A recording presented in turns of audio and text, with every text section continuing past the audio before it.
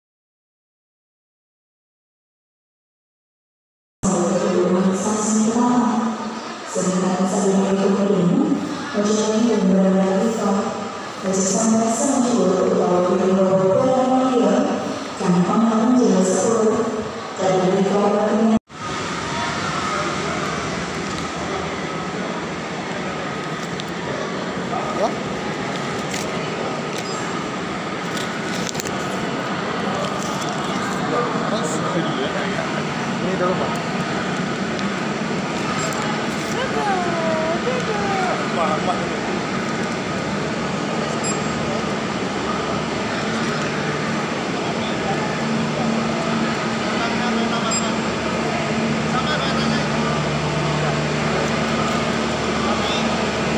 Makasih Pak.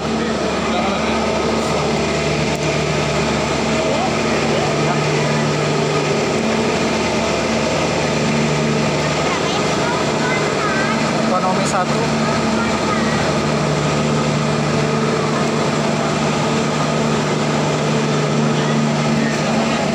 Ekonomi 1. Ekonomi 1.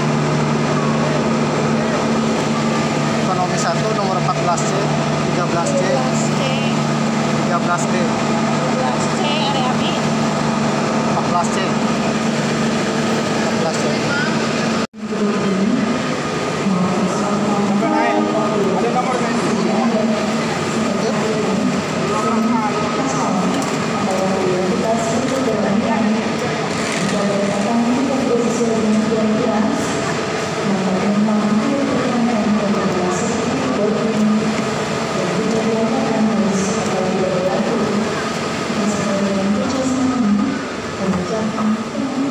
Ekonomi 1.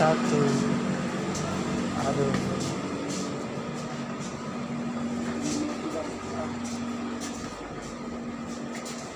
Se-13C.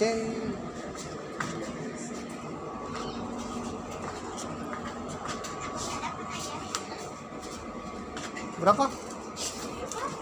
Bapak berapa? 15A. 15A sini ya, Pak. Ujung. Iya. 13B. C. Hah? Ah, di mana we? Di Paris sono ya. Ayo di sini ya. Bisa. Ah, bentar. Cek bikin diri berhadapan. Ente ekonominya sulit ditebak ya ganti sigalodaya. Sigalodaya.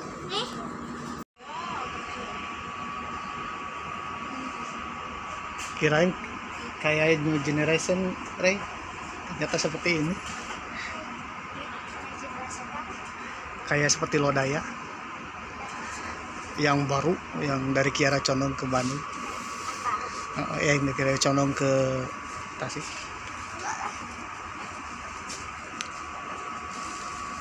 Ternyata seperti ini, Ray. Kalau kemarin guys, kita akan memasuki berangkat naik kereta api Mutiara Timur kelas ekonomi, tapi lumayan lah. Ya ruang kakinya agak lebar dan seatnya dua-dua ya, dua-dua meskipun berhadap-hadapan.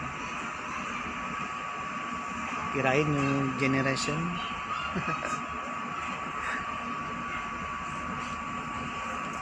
Yang menghadap ke depan semua, tapi ternyata dua-dua.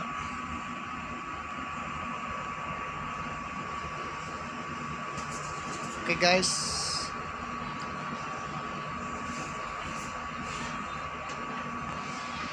lanjut minum kopi.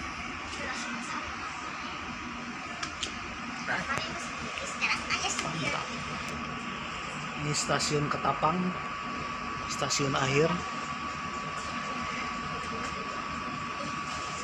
Bila pingin liburan ke Bali dengan cara naik kereta, ya turunnya di sini. Ke depan langsung Pelabuhan Gilimanuk. Oke, foto dulu.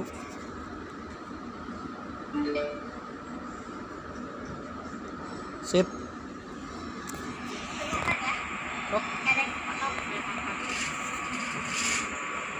Siap, 1 2 3, 1 2 3, 1 2 3, sip.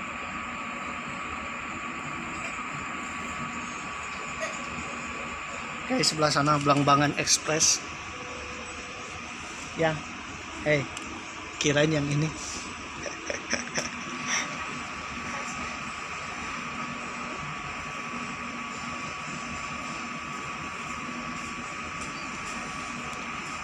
Nah, jadi ini stasiun terakhir.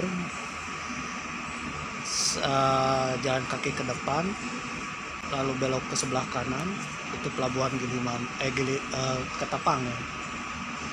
Langsung naik kapal feri 10.500 per orang kalau jalan kaki.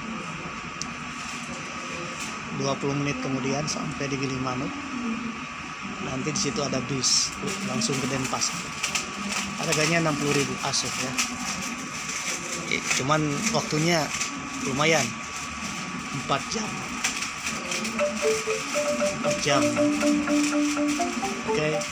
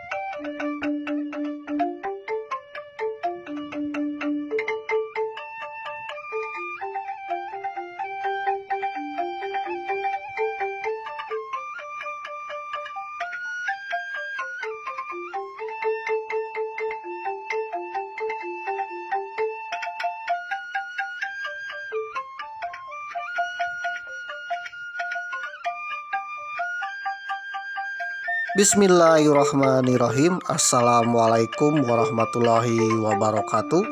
Om Swastiastu, Namo Buddhaya, salam kebajikan. Om Santi Santi Om.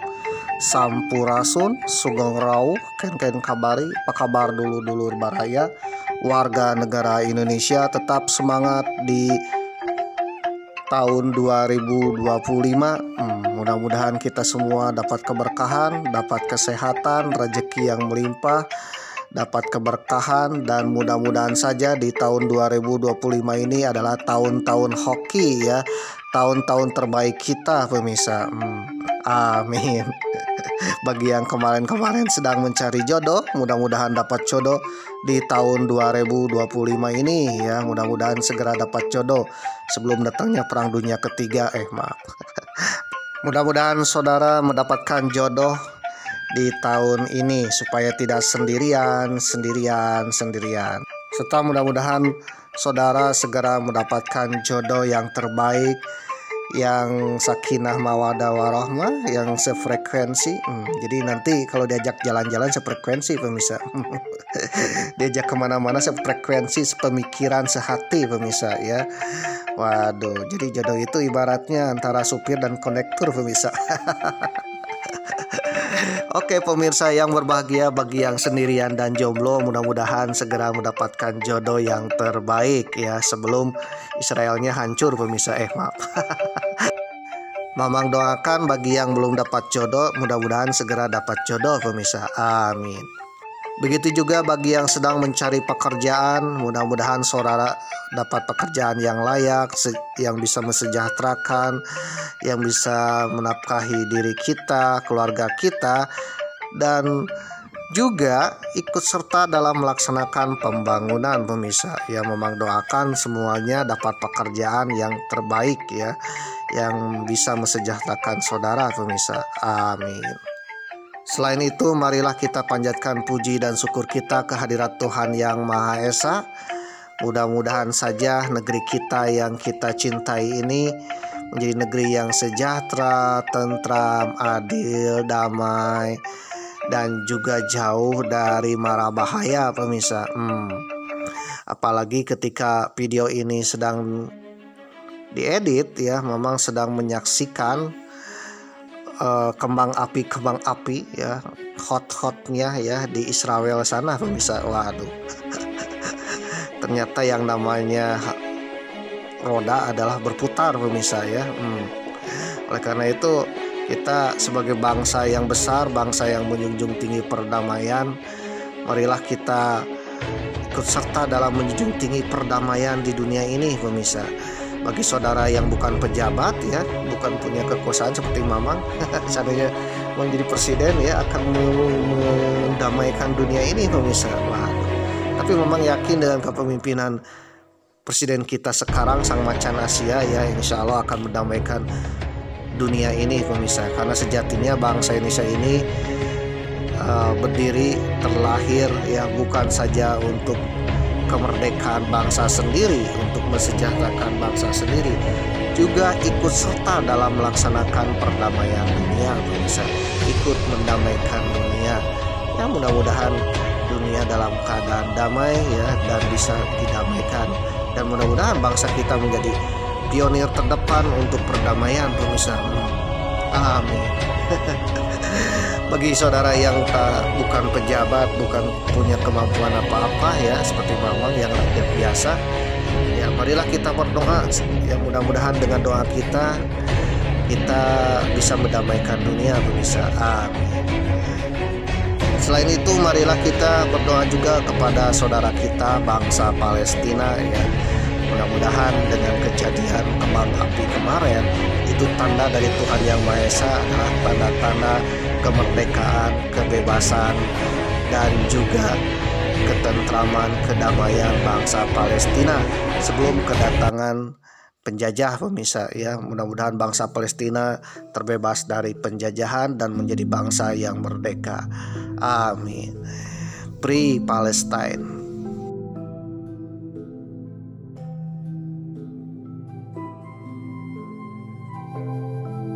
Wilujeng enjing, wilujeng siang, wilujeng sonten, wilujeng wengi. Waduh, wilujeng iraha wae saudara nonton. Waduh, menyaksikan ya, kapanpun saudara menyaksikan. Mamang mengucapkan selamat menyaksikan di episode yang ke-78. Waduh, ini episodenya sudah 78 pemirsa. Bahkan setiap episodenya ada yang sampai 1 jam lebih pemirsa. Maaf, waduh. Oke pemirsa yang berbahagia ya, butut-butut ikan lele, jelek-jelek ikan lele. Waduh, alhamdulillah ya. ternyata diintip juga oleh Mossad pemirsa. Maaf. Oke pemirsa yang berbahagia, jadi ceritanya Mamang akan pulang ke kota Tasikmalaya di Provinsi Haji Udin, Provinsi Jawa Barat yang sekarang dipimpin oleh gubernur kita Kang Deddy Mulyadi pemirsa. Waduh, ya ke tanah air. Kebetulan Mamang alhamdulillah punya tanah air ya, tanah sendiri. Bukan mengklaim tanah dari orang lain. Waduh, apalagi ya membeli tanah, mengusir penduduk setempat dan mengakui bahwa itu tanah 3000 tahun yang lalu. Waduh, bukan dia, karena sejatinya ya sejak zaman dulu Mamang terlahir di situ pemirsa. Oke pemirsa yang berbahagia ya, berbahagialah menjadi bangsa Indonesia, bangsa yang penuh dengan perdamaian, bangsa yang mempunyai tanah air sendiri. Bukan bangsa yang numpang ke tanah orang dan mengklaim itu tanahnya milik nenek moyangnya. Waduh. Apalagi mengusir penduduk setempat. Waduh. Apalagi mendirikan negara di bekas tanah milik orang. Waduh. Dan sekarang negaranya hancur ya, pindah ke Siprus. Aduh. Oke pemirsa yang berbahagia, mudah-mudahan tidak sampai datang ke Indonesia lah ya.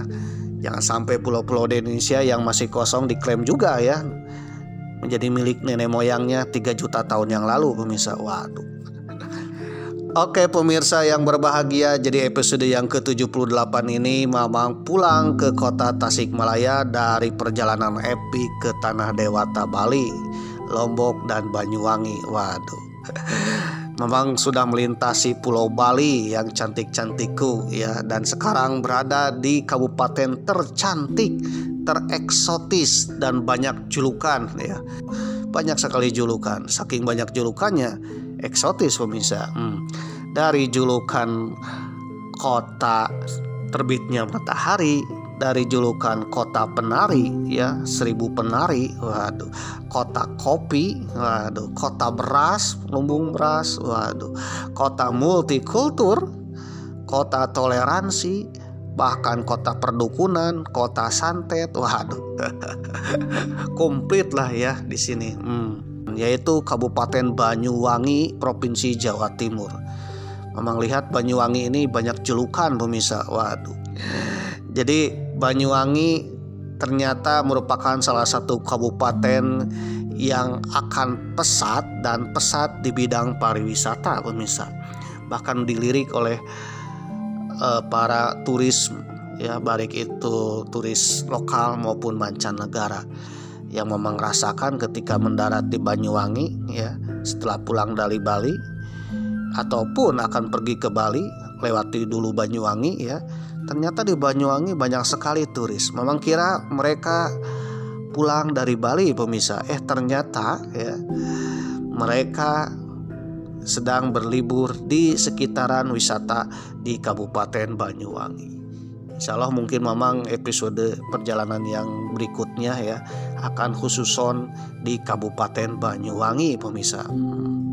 Karena Kabupaten Banyuwangi ini ternyata banyak sekali menyimpan wisata yang lebih eksotis dari daerah-daerah lain pemirsa. Waduh. Oke pemirsa yang berbahagia, Mamang hanya singgah di Kabupaten Banyuwangi setelah menyeberang dari Bali pemirsa. Dan sekarang akan naik kereta api Mutiara Timur, salah satu kereta api jurusan dari Banyuwangi ke kota Surabaya pemirsa. Waduh. Dan nanti dari kota Surabaya akan melanjutkan perjalanannya lagi dengan kereta api Mutiara Selatan ke kota Tasikmalaya. Mamang berangkat dari Banyuwangi ini naik kereta api Mutiara Timur itu pukul 8.30 waktu Indonesia Barat ya.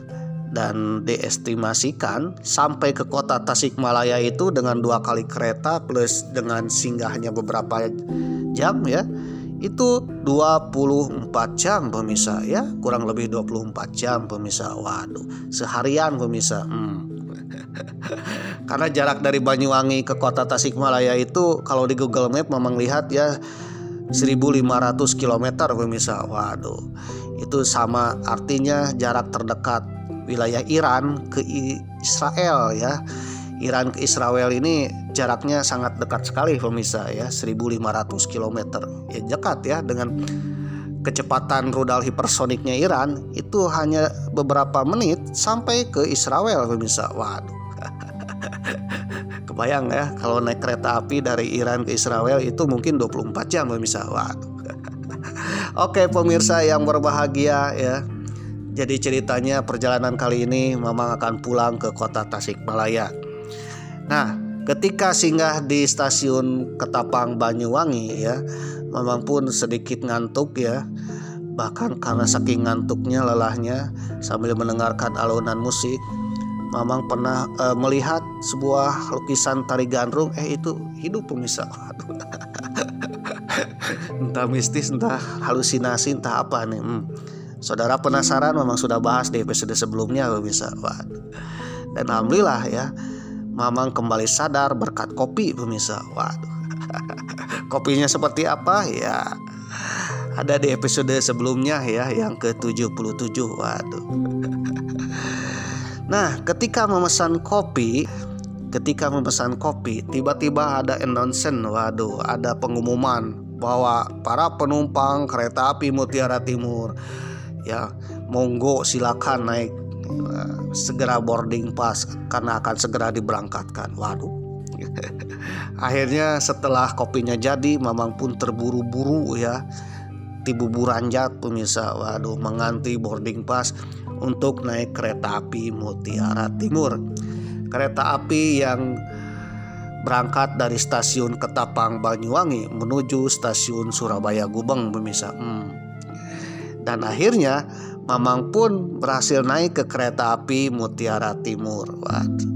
Kereta api Mutiara Timur ini adalah salah satu kereta api alternatif antara Surabaya dengan Banyuwangi Ketapang pemirsa. Dan ini terhitung kereta api yang agak lama ya. Waduh, legenda pemirsa. Tapi meskipun legenda, pada perjalanan sekarang yang tahun 2025, ini kereta api Mutiara Timur yang tadinya 2 atau 3 kali keberangkatan, sekarang hanya 1 kali keberangkatan, dan 2 kali keberangkatan apabila di hari-hari libur pemirsa atau fakultatif. Waduh. Kebetulan Mamang naik kereta api Mutiara Timur ini yang fakultatif pemirsa. Artinya kereta api Mutiara Timur yang dijalankan pada hari-hari tertentu. Kalau nggak salah menurut informasi pada hari-hari libur ya, seperti Nataru. Oke pemirsa yang berbahagia, ada sedikit drama di mana kursi duduk Mamang, Re dan Mami ya agak berjauhan pemirsa. Waduh. Tidak satu area pemirsa. Waduh, terhalang oleh beberapa orang pemirsa. Waduh. Ini terjadi ketika memesan tiket pemirsa lewat KAI Akses. Jadi dramanya ketika memesan kereta api Mutiara Timur itu di atas kapal feri yang hendak menyeberang dari Pelabuhan Gilimanuk, Bali menuju Ketapang pemirsa. Ketika di tengah-tengah Selat Bali yang agak bergoyang-goyang di malam hari, Mamang pesen kereta api untuk pulang ke kota Tasikmalaya. Tadinya Mamang akan naik kereta api Wijaya Kusuma, sama halnya ketika berangkat pemirsa. Namun sayangnya kereta api Wijaya Kusuma habis pemirsa. Waduh. Lalu kemudian Mamang akan memesan kereta api Probowangi yang agak murahan ya untuk pergi ke Surabaya. Ternyata habis pemirsa. Dan yang tersisa adalah kereta api Mutiara Timur. Itu pun kursinya tidak ada yang sejajar pemirsa. Ya, 2 set sejajar. Waduh. Jadi terhalang oleh orang lain pemirsa. Waduh. Akhirnya karena setnya berantakan ya, daripada tidak pulang ya, akhirnya memesan kereta api Mutiara Timur dengan bangku yang agak terpisah-pisah pemirsa. Meskipun terpisah tapi masih satu area. Waduh.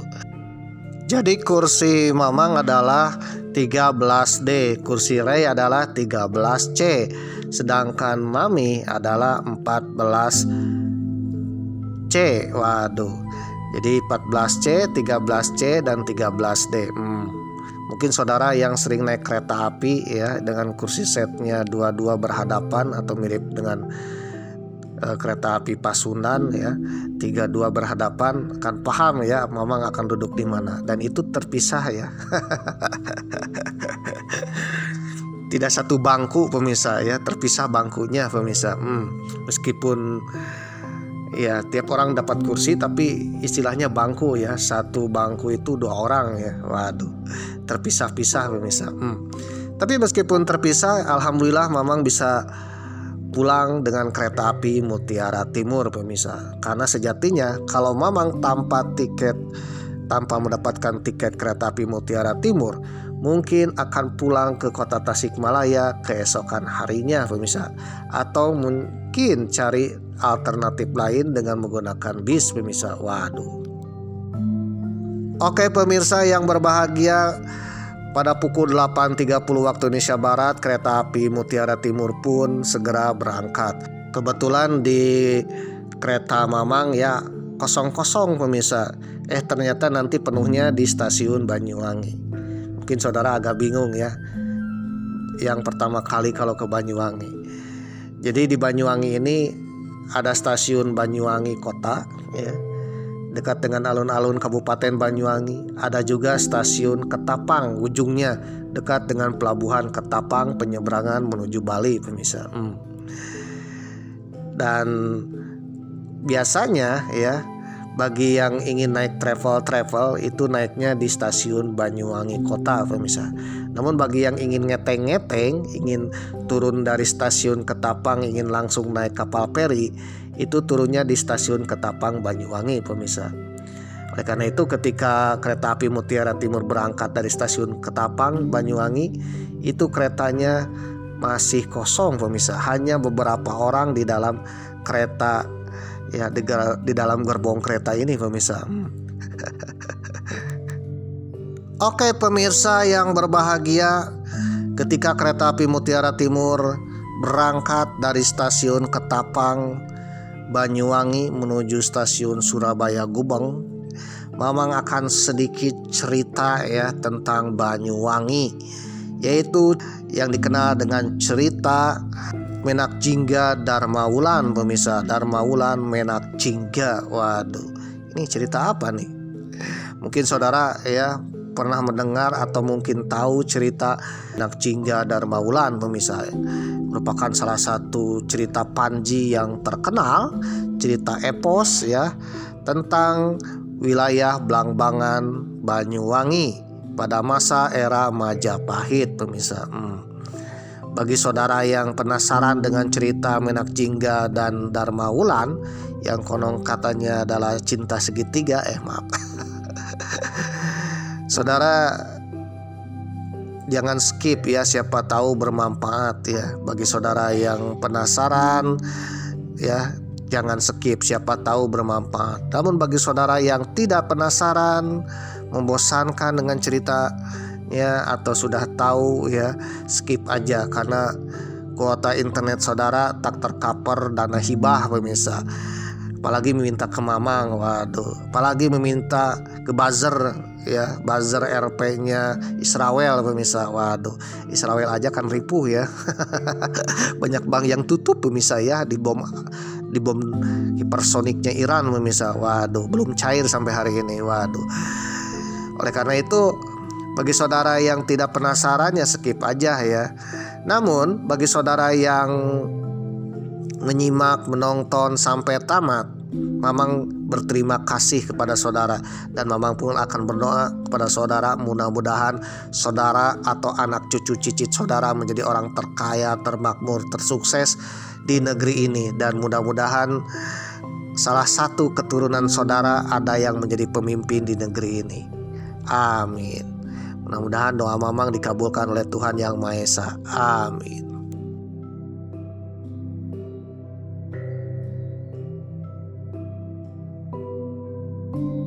Dilansir dari tirto.id dengan judul artikel Kisah Menak Jingga dan Banyuwangi Melawan Arus Utama Rezim Jawa. Waduh. Kerajaan Blambangan di daerah Tapal Kuda di ujung timur Jawa kerap melawan hegemoni rezim arus utamanya Jawa. Menak Jingga tampil sebagai simbol perlawanan. Waduh.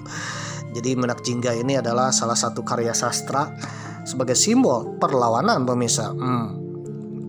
Menak Jingga adalah salah satu tokoh penting dalam serat Damarwulan yang ditulis pada periode akhir Majapahit.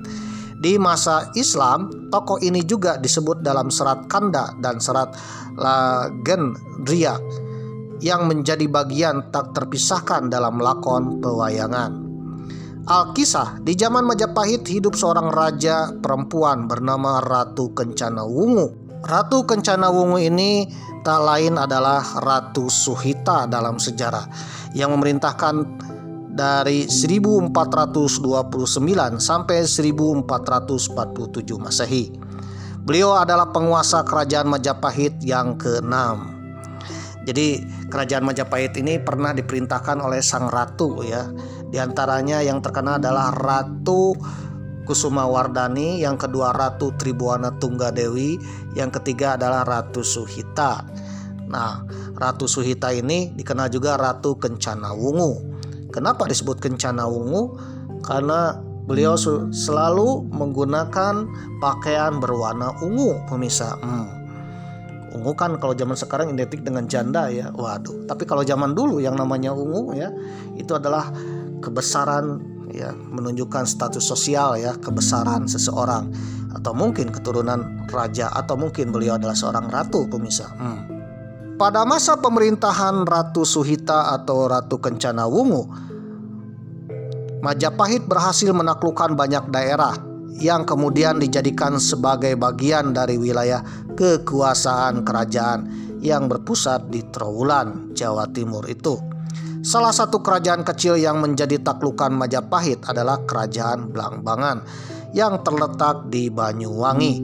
Di antara kerajaan-kerajaan yang belum tercapai ya, belum ditundukkan adalah Blambangan, pemirsa. Waduh. Kerajaan itu dipimpin oleh seorang bangsawan dari Klungkung, Bali bernama Adipati Kebo Marcuet. Jadi pada saat itu Blambangan dikuasai oleh Bali, yaitu dari kerajaan Klungkung. Nah, kerajaan Raja Klungkung dari Bali memerintahkan Adipati Kebo Marcuet untuk memerintahkan Blambangan. Adipati ini terkenal sakti dan memiliki sepasang tanduk di kepalanya seperti kerbau. Keberadaan Adipati Kebo Marcuet ternyata menghadirkan ancaman bagi sang Ratu Ayu Kencana Wungu. Meskipun hanya seorang raja taklukan, namun sepak terjang Adipati Kebo Marcuet yang terus-menerus merongrong wilayah kekuasaan Majapahit membuat Ratu Ayu Kencana Wungu cemas. Waduh.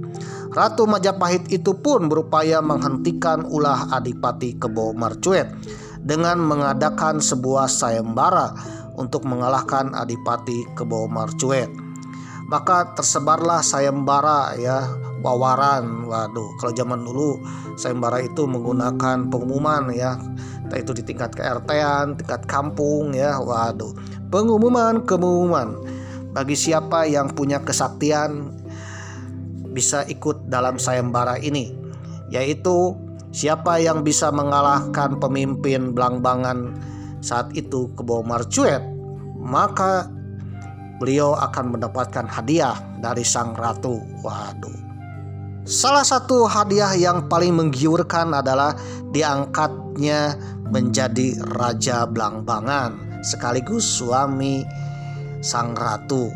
Waduh, siapa nih yang ingin menjadi suaminya? Bagi yang jomblo ya, punya kesaktian, boleh daftar ya. Oleh karena itu sang ratu membuka job fair ya. Waduh, membukakan lowongan ya bagi para jawara-jawara yang ingin mendapatkan dirinya sebagai istrinya sekaligus menjadi raja di Blambangan. Waduh.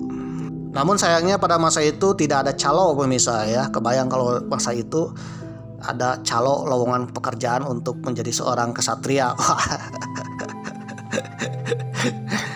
Karena pada masa itu ya, lowongan ini adalah khusus pada kesatria yang sakti-sakti. Waduh, karena taruhannya adalah nyawa, pemirsa. Sayembara job fair seorang kesatria itu diikuti oleh puluhan orang. Waduh, puluhan orang mengantri di expo, pemirsa. Waduh. Para kesatria yang datang ke Majapahit ini langsung diterima, langsung dikirim ke garis depan pemirsa. Waduh, untuk menghadapi Kebo Marcuet. Waduh, karena zaman dulu kan sebelum perang besar, perang berduel dulu. Waduh, maka banyak kesatria yang dikirim untuk membunuh Kebo Marcuet ke Belambangan pemirsa. Namun semuanya gagal mengalahkan kesaktian Adipati Kebo Marcuet. Hingga datanglah seorang pemuda tampan dan gagah bernama Jaka Umbaran yang berasal dari Pasuruan. Ia adalah putra Ki Ajar Pameger. Rupanya Jaka Umbaran mengetahui kelemahan Adipati Kebo Marcuet. Akhirnya Jaka Umbaran melamar pekerjaan kepada sang ratu pemirsa dan menerima sayembaranya. Waduh, Jaka Umbaran pun pergi ke Belambangan menghadapi Kebo Marcuet pemirsa. Ketika menghadapi Kebo Marcuet, ya terjadilah perkelahian, pertempuran dengan kesaktian dua orang patih. Waduh, kesatria Kebo Marcuet berhadapan dengan kesatria Jaka Umbaran, bertempur menghadapi Kebo Marcuet, yaitu Adipati Kelungkung yang ada di Banyuwangi. Terjadilah perang dan pertempuran yang sangat dahsyat antara Jaka Umbaran dengan beberapa pasukannya beserta menghadapi Adipati Kebo Marcuet. Rupanya Jaka Umbaran mengetahui kelemahan Adipati Kebo Marcuet, maka dengan senjata pusakanya, yaitu gada wesi kuningan, gada yang terbuat dari kuningan dan dibantu oleh seorang pemanjat kelapa yang sakti bernama Dayun, Jaka Umbaran berhasil mengalahkan Adipati Kebo Marcuet. Dengan kalahnya Adipati Kebo Marcuet, akhirnya Belambangan pun ya berhasil ditaklukkan oleh seorang kesatria pemirsa. Belambangan yang saat itu dikuasai oleh Bali itu ditaklukkan oleh Jaka Umbaran pemirsa. Sang Ratu Ayu Kencana Wungu sangat gembira dengan kekalahan Adipati Kebo Marcuet. Ia pun menobatkan Jaka Umbaran menjadi Adipati Belambangan atau Raja Bawahan Majapahit di Belambangan yang sekarang Banyuwangi. Adipati Belambangan yang baru dengan gelar Menak Jinggo ya, atau Menak Jingga.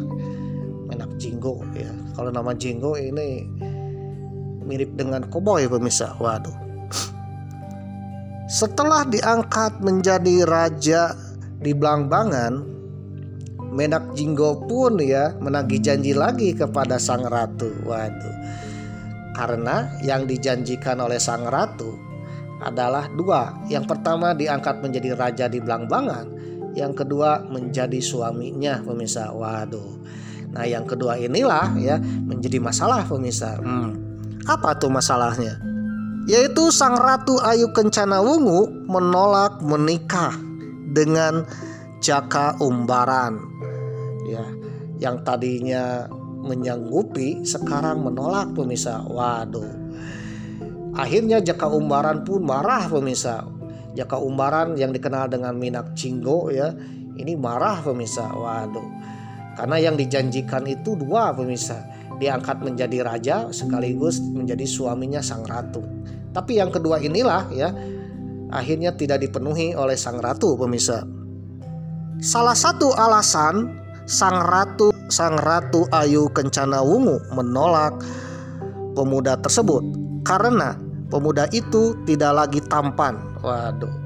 Jaka Umbaran tidak lagi tampan pemirsa. Awalnya tampan, tapi beliau tidak lagi tampan, bahkan korengan pemirsa, bopeng pemirsa. Maaf.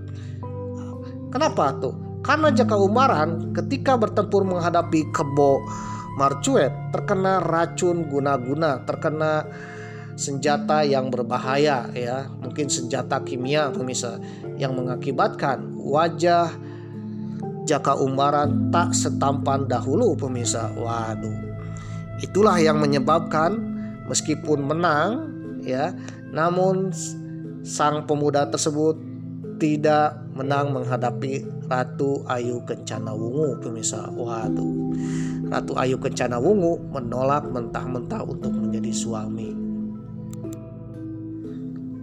Menak Jingga atau Jaka Umbaran tetap bersikeras menagih janji. Ia datang ke Mojopahit untuk melamar Ratu Ayu Kencana Wungu. Ya, namun ditolak beberapa kali oleh Ratu Ayu Kencana Wungu. Menak Jingga pun ya akhirnya memberontak terhadap Majapahit gara-gara cintanya ditolak, pemirsa. Jadi karena cintanya ditolak, Menak Jingga sudah menjadi adipati atau raja Belambangan, akhirnya memberontak terhadap Majapahit. Menak Jingga yang digambarkan sebagai raksasa ya, dengan wajahnya agak jelek, pemirsa. Waduh, karena akibat racun ya senjata Kebo Mecuet, pemirsa, ketika bertempur menghadapi Kebo Mecuet. Lantas mengirim Prabu Kotbuta dan Menak Sebawa, utusan dari Menak Jingga, sebagai lamaran pada Kencana Wungu. Lamaran Menak Jingga bertepuk sebelah tangan. Baru ku sadari, waduh, cintaku bertepuk sebelah tangan. Nah, gara-gara cinta bertepuk sebelah tangan dan sang ratu tidak sudi menerima lamarannya, akhirnya Menak Jingga pun murka, pemirsa. Waduh, penolakan itu membuat Menak Jingga murka dan memendam dendam kepada sang Ratu Ayu Kencana Wungu, sang Ratu Mojopahit. Untuk melampiaskan kemarahannya, Menak Jingga merebut beberapa wilayah kekuasaan Majapahit sampai ke Probolinggo yang dikenal dengan Perang Paregreg. Tidak hanya itu, Menak Jingga pun berniat untuk menyerang ibu kota Mojopahit. Jadi gara-gara tepuk sebelah tangan, akhirnya Menak Jingga pun mengirimkan rudal hipersoniknya, pemirsa. Waduh, menggempur ibu kota Mojopahit. Ratu Ayu Kencana Wungu sangat khawatir ketika mendengar bahwa Menak Jingga ingin menyerang kerajaannya. Bahkan satu persatu wilayah kerajaan Mojopahit direbut oleh Menak Jingga, pemirsa. Maka ia pun menggelar sayembara yang kedua kali. Waduh, ini sayembara yang kedua kali. Isi sayembara yang kedua kali ini, barang siapa yang mampu ya, yang mempunyai kriteria, punya kemampuan, kompetensi ya, yang mempunyai sertifikat ya, dan mampu menghadapi Menak Jingga, maka boleh melamar sini ya. Dan nanti hadiahnya adalah akan diangkat menjadi raja sekaligus menjadi suamiku ya, suami sang ratu. Waduh, mungkin kalau Menak Jingga akan tersenyum ya. Kemarin aja ketika sayembara yang pertama dibuka ya, itu menjadi suaminya kok nggak jadi, pemirsa. Waduh, biasa kan orang kalau kepepet ya, menjadi calon legislatif kepepet ya, minta dukungan suara, janjinya macam-macam, pemirsa ya. Tapi setelah kepepetnya lepas ya, dan akhirnya mendapatkan jabatannya, janjinya pun hilang, pemirsa. Waduh. Namun meskipun sayembara pertama ini ya Menak Jingga tersenyum, sayembara kedua tetap digandrungi oleh para pemuda jomblo, pemirsa, apalagi lulusan S2. Waduh. Lulusan perguruan tinggi, pemirsa ya, perguruan kesaktian maksudnya ya, perguruan silat ya, perguruan jawara, pemirsa. Oleh karena itu seluruh jawara-jawara di tanah Jawa dan di seluruh Nusantara turun, pemirsa ya, daripada nganggur sulit dapat pekerjaan sesuai dengan kompetensi, ada lowongan, pemirsa, dibuka lowongan jawara, pemirsa. Waduh, dibuka lowongan lulusan perguruan jawara yang mempunyai kesaktian ya. Waduh. Akhirnya dengan lowongan itu ya, para jawara-jawara di seluruh Nusantara di tanah Majapahit keluar, pemirsa, dan melamar pekerjaan kepada sang Ratu Ayu Kencana Wungu. Sekali lagi puluhan pemuda turut serta sayembara tersebut. Namun tidak ada satupun yang berhasil mengungguli kesaktian Menak Jingga. Beratus-ratus pemuda lulusan S2 kesaktian Magister kesaktian akhirnya berangkat ke Belambangan, pemirsa. Namun beratus-ratus pemuda pun ya pulang hanya membawa nama, pemirsa. Waduh, itu artinya banyak kegagalan di sana. Hal ini membuat Ratu semakin cemas. Apalagi ancaman Menak Jingga tak main-main ya, akan menggulingkan Mojopahit, akan merebut sang ratu dengan jalan agak lain pemirsa. Waduh, yaitu dengan jalan kudeta. Waduh. Ketika sang ratu semakin resah dan gelisah ya, sang ratu pun sempat berjanji, kali ini siapapun yang menjadi pahlawan akan menikah ya, entah itu buruk rupa atau tidak pemirsa. Waduh. Karena terjepit itulah sang ratu berjanji pemirsa, siapapun yang mendapatkan pemuda yang berhasil menaklukkan Menak Jingga, maka dia akan menjadi suaminya, sekaligus dapat tahta, jabatan pemirsa, dan juga harta. Waduh. Alkisah di luar area kerajaan Mojopahit, di sebuah paguron atau istilah lainnya perguruan ya kesaktian di Paluamba, seorang pemuda baru saja menyelesaikan pembelajaran. Waduh. Dan akhirnya diwisuda pemirsa, jadi seorang magister kesaktian bersama kakeknya yang merupakan pemimpin paguron atau perguruan tersebut. Pemuda itu bernama Damarwulan. Ia diperintahkan kakeknya untuk bertemu pamannya di Majapahit. Tuh, ya, uangnya nggak dapat, pekerjaannya nggak dapat, ya, mengangguran seumur umur. Waduh.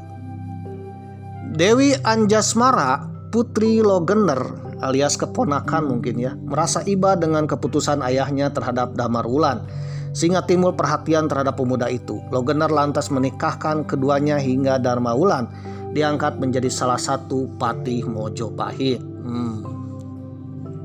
Setelah Damarwulan naik pangkat, Majapahit dilanda bencana. Ya. Sang Adipati Tuban yang setia terhadap Kencana Wungu harus meregang nyawa di hadapan Menak Jingga. Kejatuhan Adipati Tuban tersebut menjadi pintu gerbang bencana bagi Majapahit karena pasukan Menak Jingga mulai mendekati ibu kota Mojopahit. Waduh, ini Menak Jingga tak main-main ya untuk melamar sang ratu yang menagih janji pemirsa. Dalam keadaan genting dan berbahaya ya, apalagi rudal-rudal Iran sudah meluncur-luncur ya. Waduh, takutnya hipersonik datang ke ibu kota Mojopahit. Kencana Wungu tiba-tiba mendapatkan wangsit bahwa Menak Jingga hanya dapat dikalahkan oleh seorang pemuda dari Paluamba. Kemudian dalam rapat terbatas sang ratu ya menyampaikan bahwa tadi malam sang ratu bermimpi ya wangsit dari leluhurnya bahwa Majapahit bisa diselamatkan oleh seorang pemuda yang berasal dari lulusan Universitas Paluamba pemirsa ya, Universitas Keperguruan Paluamba. Mendengar kata Paluamba, Logender, kebetulan sang paman Damarwulan ya punya keponakan ya, kebetulan lulusan S1, masih graduate press ya, masih press ya newbie pemirsa. Waduh, masih belum berpengalaman ya, masih press, masih lulus ya, masih bau kencur maaf. Akhirnya sang paman pun mengajukan kepada sang ratu bahwa pemuda yang dimaksud ada pemirsa, kebetulan keponakannya sendiri. Mendengar keponakan Mahapatih berasal dari Universitas Paluamba, akhirnya sang ratu pun ya mengizinkannya untuk menjadi kesatria pemirsa. Waduh, sang ratu pun mengiyakan ya, jika dia mampu silakan. Wah, itu kata-katanya pemirsa. Akhirnya paman Logender mengangkat Damarwulan menjadi kesatria, menjadi patih di kerajaan Majapahit. Dia angkat jabatannya. Dan Damarwulan pun ya diberi tugas oleh pamannya, yaitu segera menyerbu pasukan Menak Jingga yang hampir mendekati ibu kota Mojopahit. Damarwulan yang mendapatkan tugas baru dinas luar untuk menghadapi Menak Jingga. Akhirnya Damarwulan pun mengerahkan pasukannya untuk menahan dan menyerbu pasukan Menak Jingga yang hampir mendekat ke ibu kota Mojopahit. Terjadilah peperangan besar pemirsa. Dari perang tersebut, pasukan Damarwulan dipukul mundur pemirsa. Waduh, semakin mundur dan hampir kalah pemirsa. Ketika peperangan ya, Darmawulan mundur dan Darmawulan terkena bisaknya Menakjingga, yaitu senjata sakti Menakjingga. Darmawulan pun terluka. Ketika terluka, ternyata didatangi oleh dua istri Menakjingga. Mereka berdua dikisahkan jatuh cinta kepada Darmawulan dan menawarkan diri untuk membantu asal mau mengawini dua ratu Blangbangan. Darmawulan yang tampan ya, yang tadinya ingin menaklukkan Menakjingga, akhirnya istri Menakjingga lah ya yang jatuh cinta pada Darmawulan. Waduh. Dari istri selirnya Menakjingga inilah akhirnya Darmawulan mengetahui senjata pamungkasnya ya, rahasia kelemahannya. Ternyata kelemahannya ada di senjata pamungkas, yaitu Gada Wesi Kuningan. Mereka menyebut senjata pamungkas Menakjingga adalah Gada Wesi Kuningan. Jika senjata itu dapat direbut, maka Menakjingga akan kalah. Karena sejatinya Gada Wesi Kuningan ini ya dulunya direbut dari Kebom Macuet pemirsa. Waduh. Setuju dengan perjanjian antara Darmawulan dengan istri selirnya Menakjingga, maka pergilah kedua istri Menakjingga kembali ke istana mereka dan mencuri pusaka Gada Wesi Kuningan. Kalau menurut Mamang ini kenapa istrinya berkhianat ya pada suaminya? Ada kemungkinan ya cemburu buta pemirsa. Waduh. Kepada siapa tuh? Kepada suaminya yang ingin menikahi Ratu Kencana Wungu. Mungkin ya. Secara sembunyi-sembunyi Gada Wesi Kuningan yang dimiliki Menakjingga dicuri istrinya dan diberikan kepada Darmawulan. Senjata itu diberikan pada Darmawulan yang akhirnya mendapatkan senjata kesaktian Menakjingga. Dengan memiliki senjata tersebut, Darmawulan pun percaya diri ya, mengangkat senjata ya, membentuk pasukan dan menyerang kembali Menakjingga. Akhirnya terjadilah perang pemirsa. Menakjingga baru sadar ya ketika berhadapan dengan Darmawulan. Ketika akan mencari senjata pusakanya, hilang pemirsa. Waduh, kemana nih? Waduh, ya bahaya nih ya. Senjatanya hilang pemirsa.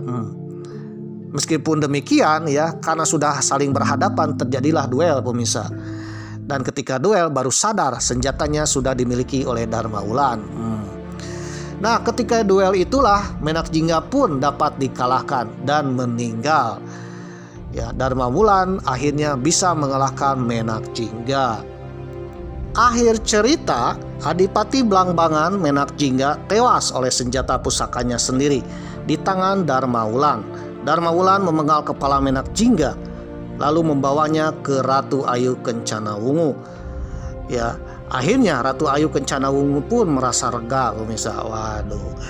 Darmawulan yang membawa kepala Menakjingga, akhirnya Darmawulan pun ya diangkat menjadi raja di Blangbangan pemirsa. Dan juga ya, sang ratu tak ingin ketiga kalinya ya bencana seperti ini. Sang ratu pun teringat dengan janjinya, yaitu siapapun yang bisa mengalahkan musuhnya akan menjadi suaminya. Akhirnya Darmawulan pun menjadi pendamping Ratu Ayu Kencana Wungu, menjadi Raja Majapahit pemirsa. Ternyata cerita Menakjingga dan Darmawulan adalah simbol perlawanan orang Osing pemirsa. Waduh. Menurut penggambaran Serat Kanda dan Serat Damarwulan, Menakjingga disebut sebagai seorang yang berwajah bopeng, mata juling kemerah-merahan, mulutnya pencor, kakinya pincang dan bersuara seperti kekeh kuda. Waduh. Karena itu sang Ratu Ayu Kencana Wungu tak mau menikahinya. Waduh, meskipun berhasil mengalahkan musuhnya. Sementara menurut versi etnis Osing, sebagaimana dilampirkan oleh S. Mariyati DKK dalam bukunya Menakjinggo, Kepahlawanan dan Rekonsiliasi Masyarakat Osing, edisi 2014 di Banyuwangi. Nama lamanya adalah Blangbangan. Menakjingga bernama asli Bangbang Menak. Ia dikisahkan sebagai anak dari Jaka Macuet. Adipati Blangbangan yang tega membuang istrinya sendiri. Bangbang Menak dan ibunya lantas diselamatkan oleh Ki Pamengger yang menetap di Gunung Semeru. Bangbang Menak yang beranjak besar lalu mengikuti sayembara di Blangbangan.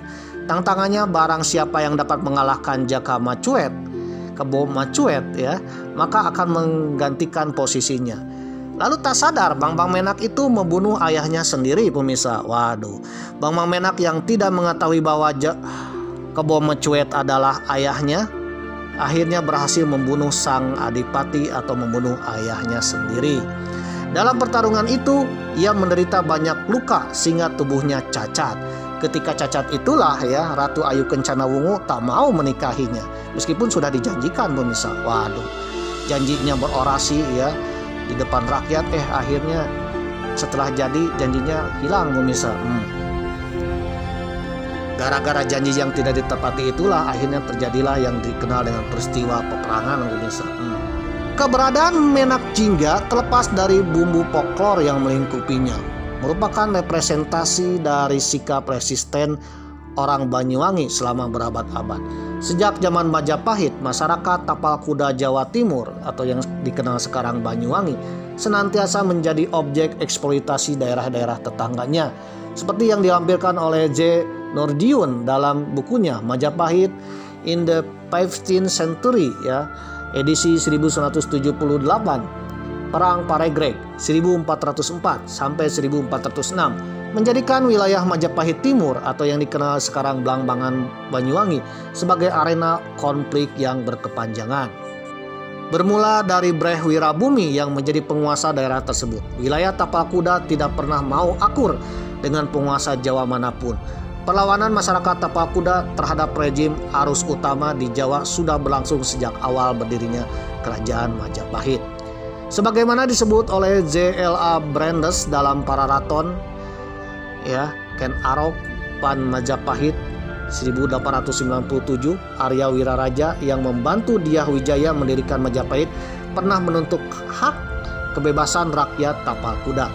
Wilayah tapal kuda yang kala itu belum berpusat di Banyuwangi, melainkan di daerah kaki Gunung Semeru Lumajang, menjadi tempat menakutkan bagi para raja Majapahit, sebab para pemberontak seringkali tumbuh dan berkembang di daerah tersebut.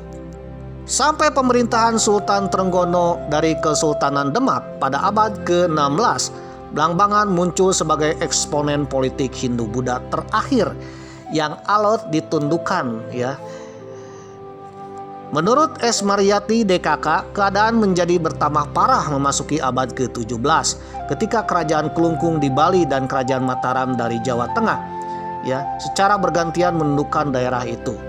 Puncaknya daerah Blangbangan terbagi menjadi dua pada tahun 1736, yaitu Blangbangan Barat meliputi daerah Lumajang dan Probolinggo masuk wilayah Kerajaan Mataram Islam, sedangkan Blangbangan Timur meliputi daerah Banyuwangi Situbondo Panarukan masuk wilayah Kerajaan Kelungkung atau yang kita kenal dengan Mengwi pemirsa ya, masuk Kerajaan Mengwi. Rejim kedua elit lintas pulau ini runtuh di tapal kuda ketika POC pada tahun 1765 menyatukan kembali daerah tapal kuda di bawah kekuasaannya. Nama Blangbangan kemudian hilang berganti menjadi Banyuwangi. Dikutip dari Kumparan.com dengan judul artikel Dharma Wulan dan Menak Jinggo, sebuah pembohongan sejarah. Ternyata sejarah bisa dibelokkan oleh kepentingan-kepentingan tertentu, termasuk sejarah tentang Dharma Wulan dan Menak Jinggo. Waduh. Edisi 25 Agustus 2017 Kumparan.com. Ternyata cerita dari Dharma Wulan dan Menak Jinggo ini berdasarkan serat ya, itu terjadi kekacauan pemirsa. Waduh, kerutan dengan cerita sejarah pemirsa. Waduh. Kerutan cerita ini karena ditulis serat tersebut pada masa era Kerajaan Mataram Islam, pada akhir Kerajaan Mataram Islam yang nanti akan terbagi dua pemirsa, yaitu tahun 1736 ya. Jadi ceritanya tentang sejarah Majapahit Blangbangan tapi ditulisnya oleh Kerajaan Mataram Islam pemirsa. Waduh, di mana Majapahit Blangbangan sudah tidak ada pemirsa. Ternyata punya tujuan ya untuk menulis serat tersebut. Tujuannya adalah sebagai politik menyudutkan Blambangan yang waktu itu sedang berkonflik dengan kerajaan Mataram Islam. Kerajaan Mataram Islam memperebutkan hak waris tahta Majapahit. Blambangan merasa bahwa Blambangan adalah bagian dari Majapahit. Begitu juga Mataram Islam bagian dari Majapahit. Di mana Mataram Islam saat itu ingin menguasai Blambangan, pemirsa. Ketika ingin menguasai Blambangan, ya, di Blambangan ini ya tak mau tunduk kepada Mataram Islam, ya. Oleh karena itu dibuatlah cerita Dharma Wulan dan Menak Jingga yang dibelokkan, pemirsa. Waduh. Para pujangga kerajaan Mataram Islam di Jawa Tengah mencampur aduk kejadian-kejadian tahun 1406, 1429, 1736, 1479, dan 1428 menjadi cerita yang sesuai dengan sastra serat tersebut, pemirsa. Waduh. Jadi tujuannya cerita Dharma Wulan ini untuk hegemoni kerajaan Mataram Islam, pemirsa. Waduh. Memang sudah bahas tentang konflik di Blambangan, di mana Blambangan atau Banyuwangi ini selalu diperebutkan ya oleh kerajaan Mataram Islam, oleh Bali Mangui Kelungkung, dan juga oleh POC, pemirsa.